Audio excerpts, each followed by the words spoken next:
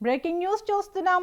మెదక్ జిల్లా రామాయంపేట మున్సిపాలిటీ ఎన్నికల ప్రచారంలో భాగంగా మాజీ మంత్రి బీఆర్ఎస్ నేత హరీష్ రావు కాంగ్రెస్ ప్రభుత్వం మరియు పోలీసులపై తీవ్రంగా మండిపడ్డారు.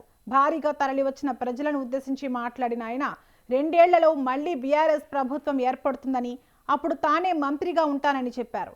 ఎక్స్ట్రాలు చేసిన ప్రతి ఒక్కరిని నట్లు బోల్ట్లు ఫిట్ చేస్తా జాగ్రత్త అంటూ పోలీసులకు హెచ్చరిక జారీ చేశారు. మంచికి మంచి, తేడా వస్తే దేనికైనా సిద్ధమంటూ తీవ్ర స్థాయిలో స్పందించారు.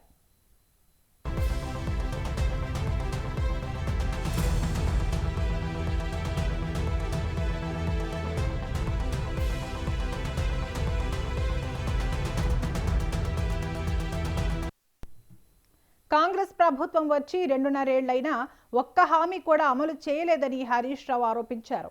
అవ్వతాతలకు 4,000 రూపాయలు పెన్షన్ ఇస్తామన్నారని, ఆడబిడ్డలకు 2,500 రూపాయలు, తులం బంగారం ఇస్తామని చెప్పారని గుర్తు చేశారు. రైతు బంధుకు ఎసరు పెట్టారని, బతుకమ్మ చీరలు, రంజాన్ తోఫా వంటి పథకాలను కూడా కాంగ్రెస్ ప్రభుత్వం నిలిపివేసిందని విమర్శించారు. రామాయంపేట అభివృద్ధి కేటీఆర్ హయాంలోనే జరిగిందని ఆయన చెప్పారు. సీఎం రేవంత్ రెడ్డిని ఉద్దేశించి బొగ్గును పాలతో కడిగితే తెలుపు రాదన్నట్లు రేవంత్ హార్వర్డ్కు వెళ్లినా బుద్ధి మారలేదని ఎద్దేవా చేశారు. రుణమాఫీపై మాట తప్పారని, దేవుళ్ల మీద ఒట్టు పెట్టి కూడా వాగ్దానం నిలబెట్టుకోలేదని తీవ్రంగా విమర్శించారు. వరంగల్, కరీంనగర్కు వెళ్లిన సీఎం మెదక్ జిల్లాకు రావడానికి భయపడుతున్నారని అన్నారు. పోలీసుల సహాయం లేకుండా రామాయంపేట చౌరస్తాకు వచ్చి ఎవరికెంత రుణమాఫీ అయిందో తేల్చుకుందామంటూ సవాల్ విసిరారు.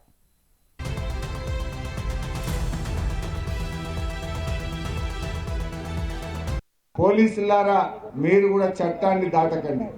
ఎవరైనా పోలీసులు అతి చేసిందనుకో వడ్డీతో సహా వాళ్ళకు కూడా చెల్లిస్తాను.